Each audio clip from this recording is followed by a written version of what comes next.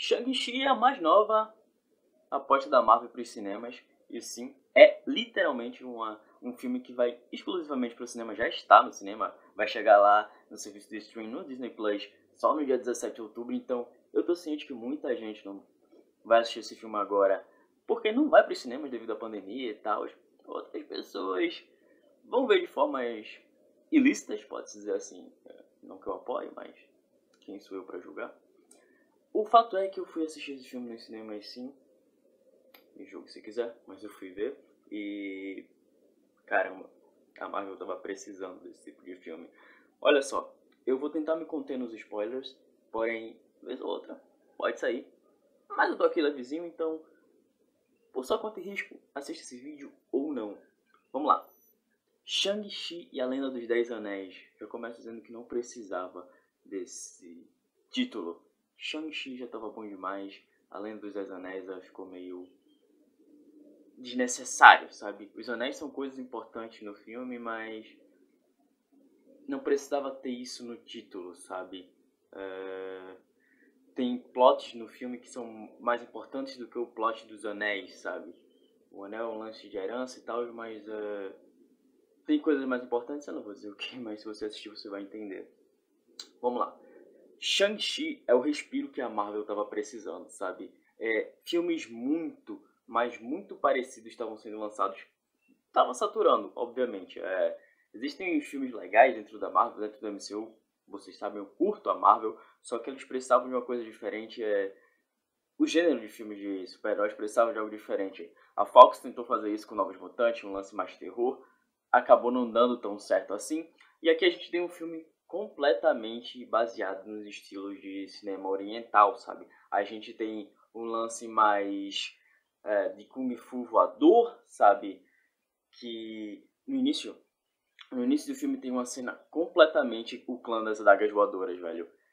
É praticamente isso, aqueles filmes mais antigos de Kung Fu, só faltou uma musiquinha, mas é aquele tipo de luta em que as pessoas estão dançando e lutando no ar, sabe, em sincronia um com o outro e com a natureza. Isso é magnífico. E ao mesmo tempo a gente tem cenas de um Kung Fu mais rápido, tipo os Kung Fu do Jet Li, do Bruce Lee, e a gente tem umas acrobacias, tipo a Hora do Rush, sabe, coisas que lembram muito Jack Chan.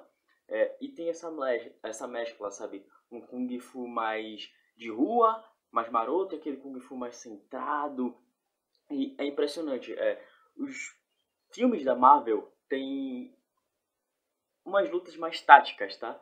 É uma coisa muito parecida uma com a outra. As melhores cenas de luta a gente encontra nas produções dos irmãos russos, sabe? Soldado Invernal, Guerra Civil. A gente também tem cenas de luta bem interessantes em Guerra Infinita, em Ultimato. Também tem umas cenas boas em Falcão e Soldado Invernal. Só que ainda assim é um lance muito tático. Porém, até então, sabe, as melhores cenas de luta estavam em O Soldado Invernal. E aqui a gente pode dizer que Shang-Chi tem sim as melhores cenas de luta. Eles têm exatamente as cenas de luta que a gente esperava ter na série do Punho de Ferro lá da Netflix. Aqui tem cenas perfeitas, sabe? Dá pra ver que o pessoal se dedicou a fazer isso dar certo, sabe?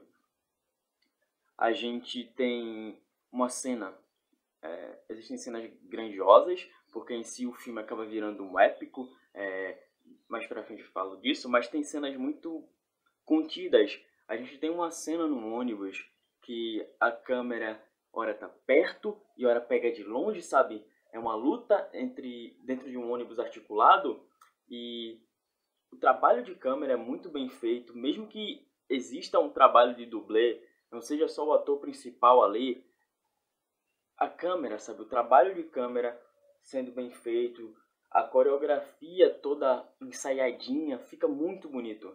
A melhor cena de luta do MCU é essa cena do ônibus. Ela é a melhor cena do filme, obviamente. Mesmo sendo uma cena contida, ela é belíssima, é magnífica de se assistir. Vamos lá. O roteiro do filme. O roteiro do filme, ele não é nada demais. Ele é um roteiro bem básico. É uma coisa que lembra os filmes asiáticos, sabe? Que envolve a família, envolve muito a conexão com a natureza, uma coisa mais mística. porque tem todo um lance mitológico, chinês. Aliás, adorei que o filme começa sendo falado em chinês, sei lá, uns 10, 11 minutos, só falação em mandarim, mandarim, mandarim. E apesar do filme ser, em sua maioria, falado em inglês, ele não só se apega a falar em mandarim só naquele início, sabe? Naqueles 10 primeiros minutos. Ao longo do filme existem cenas em mandarim, sabe? Quando os personagens que estão falando são personagens de origem asiática, eles acabam falando um com o outro em mandarim e quem não entende fica por fora, tá ligado? Isso que eu falo dentro do filme, né? Os personagens que não falam o mandarim ficam pra fora, sei lá, não entendem aquela conversa e foda-se, você não entende mandarim, já era. E, aliás, adorei que praticamente só um personagem do filme, dos principais, ele não é asiático. Bom ponto. Ótimo ponto, hein? Normalmente a gente vê sempre ao contrário, sabe? Personagens brancos, e aí um negro, ou então um asiático. Valeu. E tudo bem jogar com um público específico, tá? Eu vi gente criticando a Marvel dizendo, quer fazer filme pra agradar a China, pra agradar o público asiático. Qual o problema nisso? Velozes e Furiosos também faz isso, sabia? E Shang-Chi faz de uma forma muito melhor. Só quero te dizer isso, tá? Não tem problema nenhum. Tá? Porque ninguém tá denegrindo a imagem de ninguém. Mas continuando. O roteiro é bem básico. Os personagens não têm um espaço para evolução, sabe? Eles começam de um jeito, vamos dizer, eles começam na escala 1 e terminam o filme na escala 2. Isso é uma coisa que incomoda bastante, sabe? O Shang-Chi, ele não tem como evoluir, ele ganha coisas ao longo do filme, sabe? Ele chega a determinados caminhos no filme de uma forma muito aquém, sabe? Vocês reclamam do Peter Parker, do Tom Holland, porque ele ganha muitas coisas dentro dos filmes, sabe? E o Shang-Chi também tem isso, sabe? Ele é meio sortudo, sabe? Tudo que vem pra ele vem de mãos beijadas. Ele não se esforça muito. E quando dá a entender que ele se esforçou, o filme não mostra, o roteiro não mostra esse esforço dele. Fica só naquela falação em off. Isso é interessante quando usado uma ou outra vez, mas se é o filme todo dizendo que ele ralou para chegar onde ele tá, ele ralou para decidir aquilo, mas em momento algum você mostra isso, fica feio. Fica feio. Porém, as atuações são muito boas, sabe? O personagem principal não tem muito o que fazer, como eu disse, mas ele, quando é apresentado algo para ele fazer, ele consegue fazer de um jeito bom. Porém, o maior destaque desse filme é a personagem da Kate, que é interpretada pela Awkwafina, que tipo, meu Deus. Se você não conhece a Awkwafina, mano, ela aqui tá sensacional. O humor que o filme, ele não é tão sério, na verdade ele não é nada sério. Ele puxa muito com os filmes realmente asiáticos que tem aquele tom mais sério, mas também tem muito humor. Em determinados momentos, é um humor muito bom. E a Awkwafina tá aqui justamente para isso. Ela é aquela pessoa que tem um humor autodepreciativo. Então, quando alguma merda tá acontecendo no filme, é aquele momento em que nós, espectadores, olhamos e dizemos, pô, vocês não estão fazendo isso, sério. Vocês vão fazer isso? Vai dar merda. E é justamente isso que a personagem faz dentro do filme, sabe? Pô, deu merda aqui. Obviamente que deu merda aqui, olha o que a gente tá fazendo. E ela é uma atriz muito boa e ela tem uma química muito, muito boa com o personagem do Shang-Chi. Aliás, no início é jogado um lance de, meu Deus, será que eles gostam um do outro? E eu fiquei com medo de, mano, a Marvel vai trazer um romancezinho aqui e, meu Deus, não vai ser necessário. Felizmente eles não trazem. É um lance totalmente de amizade. Outro ponto, o Mandarim. Todo mundo tava esperando aí que o Mandarim viesse, fodão com os anéis. Eu não assisti nenhum trailer, eu não sabia basicamente nada que ia acontecer no filme. E eu fiquei muito satisfeito com essa minha decisão, sabe? Eu gostei muito da resolução dos anéis. Não são anéis, são argolas, sabe? E eu adorei a forma que elas são usadas dentro do filme. É uma coisa muito fluida, fica muito bonito ele lutando, sabe? O lance dele ser uma pessoa que não é necessariamente má. Ele foi mal, foi tirano, graças ao desejo de poder que ele tinha e que depois só elevou com os anéis. Mas em si, o arco do Mandarim, ele nem é chamado de Mandarim, ele tem vários nomes, ele é chamado pelo nome dele real. não é um arco de vilão, ele é uma pessoa que tá sofrendo. Ele é um personagem que tem seus traumas, tem suas dores. Ele já foi um cara muito mal, mas em determinado momento ele se apaixonou e o Shang-Chi é filho dele. Eu gostei dessa resolução. Traz justamente para o lance que tem nos filmes asiáticos de tudo se tratar ali de família, sabe? As lutas sendo ali estabelecidas por coisas de relacionamentos familiares. E é muito interessante. E eu gostei do personagem. A Marvel realmente sabe fazer bons vilões, que não são necessariamente vilões, eles são antagonistas, são adversários.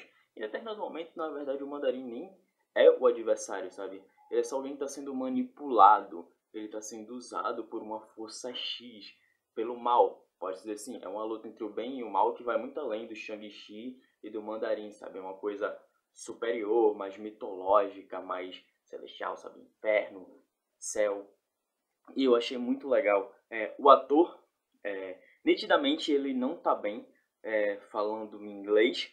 Ele tá chegando agora para o cinema internacional, mas ele fez ótimos filmes asiáticos. Então, quando ele tem cenas em que ele tá só falando mandarim, você vê que ele tá super solto, sabe? Ele tá, uou, o mandarim falando mandarim consegue trazer um personagem incrível, mas aí quando ele fala inglês, ele já tá meio emperrado, provavelmente tentando lembrar do que é que ele tem que falar aqui e tal. Vou falar essa palavra de tal jeito, mas vai faltar um pouco de expressão. Então, sim, foi uma ótima sacada ele ter várias cenas falando o idioma dele, sabe, de origem. Isso é muito bom. E olha só, eu falei que eu gostei desse mandarim que não é completamente mal e tal, mas eu também gostei do outro mandarim. Spoiler aqui. A gente tem a volta do mandarim do Homem de Ferro 3, sabe? O Ben Kingsley. Ele volta aqui. Eu adorei a resolução do Homem de Ferro 3, sabe? Dele ser só um ator. Depois fica meio complicado quando o verdadeiro mandarim, naquele filme, o terrorista, aparece, né? As resoluções depois são meio problemáticas, mas o lance do Ben Kingsley ser um ator e tal foi genial. A forma que ele é apresentado lá como mandarim foi muito boa. E aqui ele volta. Na verdade, teve o curta, né? One Shot. Aliás, tem um vídeo falando sobre todos os One Shots da Marvel. Dá uma olhada. E ele aparece no One Shot, né? Todos saudam o rei. Ele estava preso lá, na mesma prisão que o Luke Cage estava preso.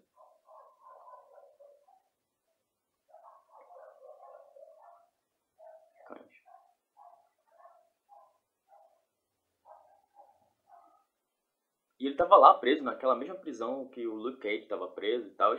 E aí, a Organização dos 10 Anéis vai lá e, bum, pega ele.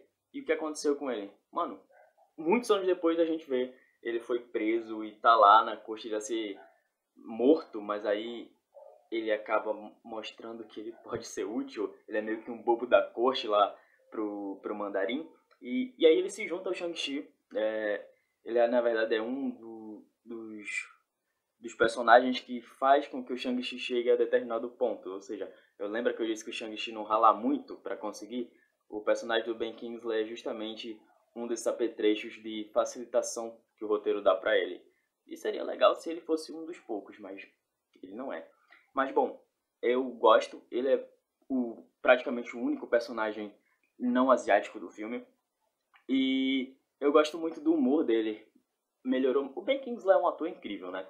E ele tem umas quebras muito boas. Ele não é nada comparado com a Fina em relação ao humor, mas é por conta do roteiro. Quando ele tem os aparecimentos dele, ele é muito bom, mas em determinado momento ele acaba sendo jogado e acaba desaparecendo. Tem uma ou outra cena importantezinha, sabe? Ele tem um momento muito bom no filme, mas depois ele some e aparece vez ou outra, mas é um ótimo personagem.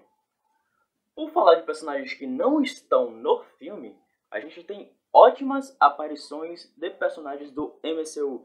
Esse filme tem um universo que dá pra você assistir sem lembrar que ele é do MCU, justamente pela pegada mais oriental e tal. Mas quando aparece um personagem do MCU, a gente lembra daquela conexão e é muito boa. A gente tem o Abominável, que foi mostrado no trailer, nada demais. Mas o Wong, que aparece vez ou outra, ele tem uma coisa muito boa, muito importante, é uma coisa adicional para o futuro. A gente tem nas cenas pós-créditos aparições de 2 personagens, eu não vou comentar aqui, mas é algo importante pro futuro, quem sabe um spin-off ou pro próximo universo, pra próxima fase do MCU. E, lembra que eu falei da cena do ônibus? Tem um personagem na cena do ônibus que já apareceu no MCU, apareceu lá no De Volta ao Lar. Se vocês olharem um pouquinho, vocês vão... Eu tô falando isso pra quem não assistiu, mas esse personagem, nessa cena do ônibus, que tem aquela luta, tem, sabe, um lance mais dinâmico, mais tenso, esse personagem traz um humor muito excelente, é uma quebra muito boa. Aliás, o filme tem isso, tem ótimas quebras de tons, sabe? Às vezes a Marvel força bastante uma coisa muito séria e aí joga uma piadinha, mas nesse filme não, tá bem balanceado. E esse personagem que tava em De Volta ao Lar tá aqui, uma cena rapidinha, é interessante. Vai ter gente que nem vai lembrar dele, mas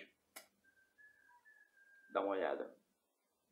Pra você que já viu o filme, sabe aquela cena em que o Homem-Aranha tá andando no meio da rua e um cara que tá vendendo coisa lá diz: Homem-Aranha, dá uma cambalhota, ele dá? Então, esse cara tá aqui nesse filme. Ele é um digital influencer, tá fazendo uma live da luta do Shang-Chi. É muito legal.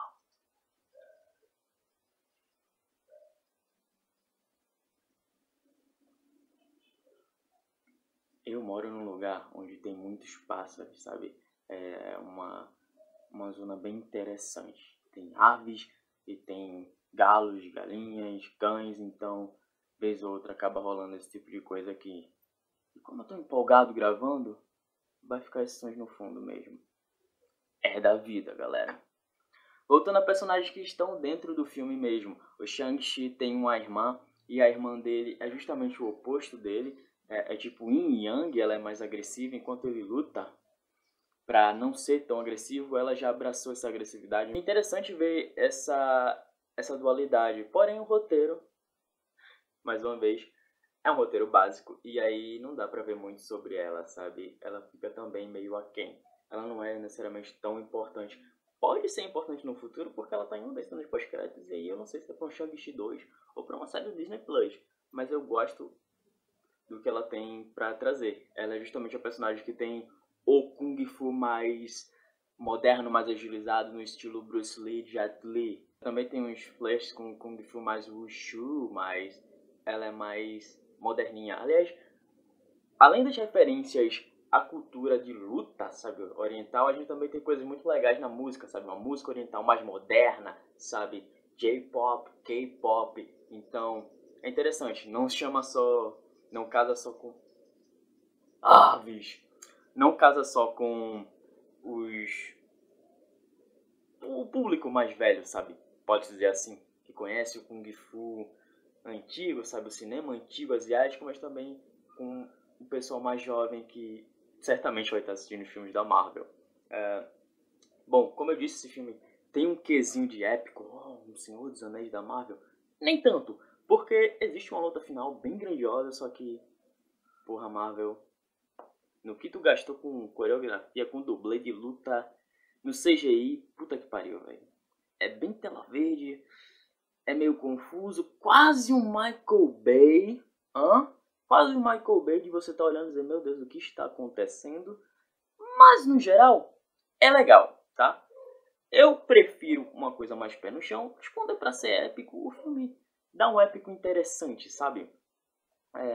No geral, pra Shang-Chi eu dou uma nota 4. 4 de 5. Foi um enorme respiro. Eu gostei muito dele. Pra uma crítica mais detalhada, eu escrevi lá no Letterboxd, tem coisa no Filmou. Tô sempre dando o meu parecer sobre filmes lá no meu Instagram, @ActorVivi. No Twitter também, vez ou outra, eu tô fazendo isso. Então, sempre segue a gente nas redes sociais, não só as minhas, mas a do canal. Tudo aí na descrição. É isso, se você assistiu Shang-Chi, comenta aí o que, é que você achou. Você vai esperar para assistir? Ou você foi no cinema? Não? E aí? Lembrando, Disney Plus só dia 17 de outubro, vai demorar. A Disney tá com medo de processo, eu acho. Sei lá. É isso. Até o próximo vídeo. E lembra, te amo. Terminei o vídeo meio de forma abrupta, mas quem viu o final de Shang-Chi vai entender, porque o filme também termina de forma abrupta. 2 horas de filme que acabaram de uma forma bem rápida. Não dá pra ficar acertando tudo do início ao fim, né, Marvel? Mas eu te perdoo.